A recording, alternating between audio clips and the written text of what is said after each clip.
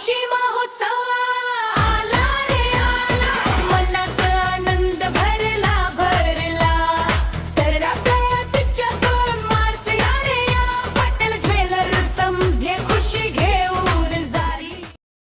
नवी मुंबई परिसरात हक्काच्या घराचे स्वप्न पाहणाऱ्या शेकडो मध्यमवर्गीयांची 2000 कोटींहून अधिक रुपयांची फसवणुकीचे आरोप असलेल्या बांधकाम व्यावसायिकांविरुद्ध राज्य सरकारनं आता वज्रप्रहार केलाय. डीडीएसआर ग्रुपच्या माध्यमातून चालणाऱ्या या महाघोटाळ्याची सहपोलीस आयुक्त दर्जाच्या वरिष्ठ अधिकाऱ्यामार्फत चौकशी करण्याचे आदेश मुख्यमंत्री देवेंद्र फडणवीस यांनी दिलेत.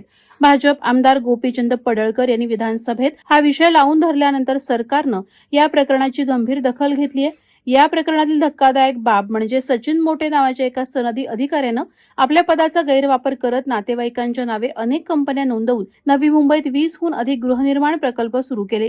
सरकारी नियमांचे सरळ उल्लंघन करत सातारा, सांगली आणि सोलापूरमधील गरीब गुंतवणूकदारांना दाम दुप्पट पैशांचं आमिष दाखवून कोट्यवधी रुपये उकळले.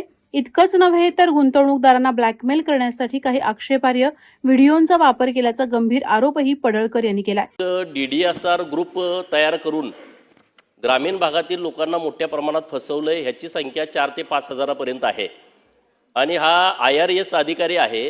त्या अधिकाऱ्यानं इतर लोकांच्या नावावरती ही कंपनी रजिस्टर करून आतापर्यंत डीडीएसआर Heights, Tathagata housing society, स्वप्नपूर्ती housing society, अनु विश्व हाऊसिंग सोसायटी, डीडीएसआर सात्विक, हनी होम्स, मातोश्री हाऊसिंग सोसायटी, ही तर आमदार खासदारांची सोसायटी आहे.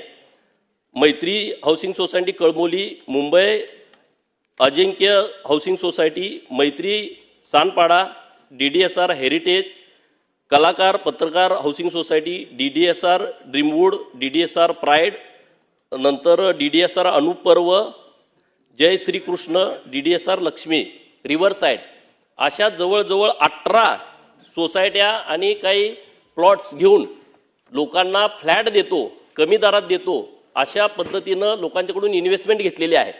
परंतु अजून बिल्डिंगचं कामच नाही. 2 ते 3 हजार कोटी रुपये हे इन्व्हेस्टरकडून गोळा केलेले आहेत. लोकांच्याकडून त्याच्या बुकिंग घेतलेल्या आहेत.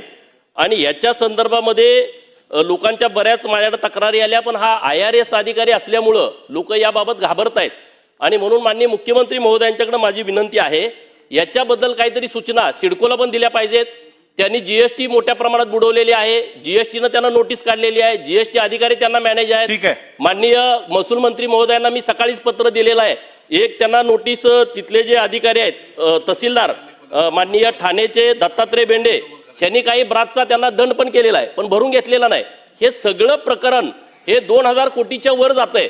आणि तो एक जो त्यांना फाईट पैसे करून देतोय जीवनदास KP बाई म्हणून, ह्या लोकांनी 2000 कोटी त्यांना वाईट करून दिलेले आहेत. लोकांची फसवणूक आहे. 2025ला 2026ला फ्लॅट त्यांना ताब्यात देतो म्हटले होते. एकालाही फ्लॅट ताब्यात दिलेला नाही. माननीय मुख्यमंत्री महोदय, मला वेळेचं बंधन आहे माहीत आहे, परंतु आपण योग्य अधिकाऱ्यांना याच्याबद्दलच्या सूचना द्या. सन्माननीय गोपीचंद पडळकरांनी अतिशय गंभीर अशा प्रकारची माहिती या सभागृहात दिली आहे. सदस्याने दिलेली माहिती खरी समजून त्याच्यावर कारवाई करण्याची या सभागृहाची पद्धत आहे. त्यामुळे त्यांची माहिती ही प्राप्त करून घेऊन जॉईंट CP लेवलच्या वरिष्ठ अधिकाऱ्याकडनं त्या संदर्भातली चौकशी करण्यात येईल. वेगवेगळ्या फोरमकडे त्यांनी जे सांगितलं, GST असेल किंवा इतर गोष्टी असतील, त्याचीही योग्य चौकशी करण्यात येईल. नवी मुंबई व रायगड जिल्ह्यातील ताज्या बातम्या आणि घडामोडींसाठी सबस्क्राईब करा वादळवारा लाईव्ह चॅनल आणि दाबा बेल आयकॉन.